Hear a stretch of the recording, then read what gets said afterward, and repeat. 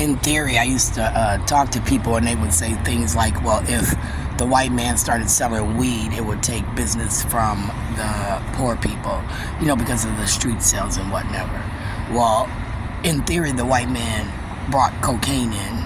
They repurposed it. They created, in my mind, Novocaine, which helped people in small ways get their teeth removed.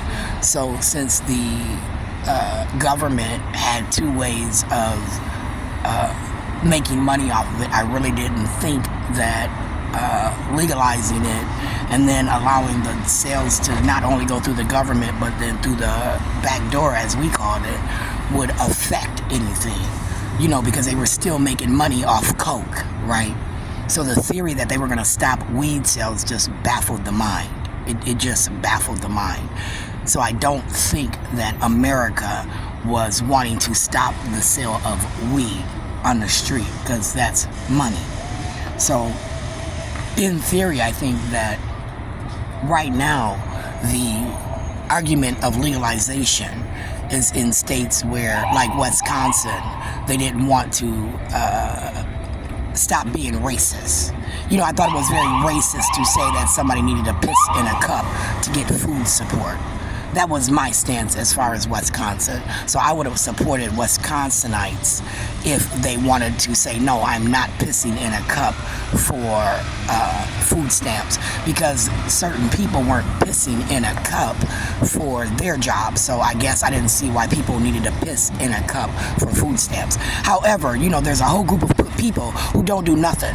They don't do weed, coke, they don't do meth, they don't do Oxycontin, but they got other habits like sugar. Food can be an addiction. People who, for me, are considered overweight, obese, who, again, under the ideology, complain of back issues, diabetes, cholesterol problems.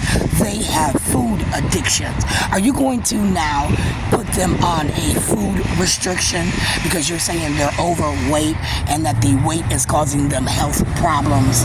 Because, that's what you did with people who smoke. You said, well, we can link smoking to lung cancer, so we're not going to treat you for lung cancer if we think you smoke. Now, is that a fair assumption? Is that what you did? Because there are people who got lung cancer and don't smoke. And you said, well, they were by somebody who smoked, right? You had to be by somebody who smoked. You just couldn't have lung cancer. Well, I thought my daughter, who was born with, lung issues, could have had lung problems that they covered up, like my endometriosis, for years. Instead of giving me treatment for endometriosis, right?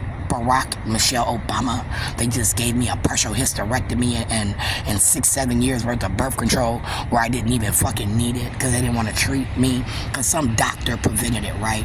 Not my healthcare system, because again, in formulary, that means that my state, my city would have paid for certain things for me in formulary. It took getting through those people to get those things in my benefits. Correct, Paul Thiessen? Like when I sued in 2006-07 for my fucking gum disease, which was separate from dental according to the medical profession. They said, no, if we pull your teeth, the gum disease will go away. Well, the gum disease didn't go away, did it? And then you just didn't treat my gums and you left me without teeth. Ilhan Omar thought that shit was funny. Her and Mary Moriarty, huh? Elizabeth Baker. Elizabeth Baker. Do you know Mary Moriarty? Mary Moriarty. Do you know her?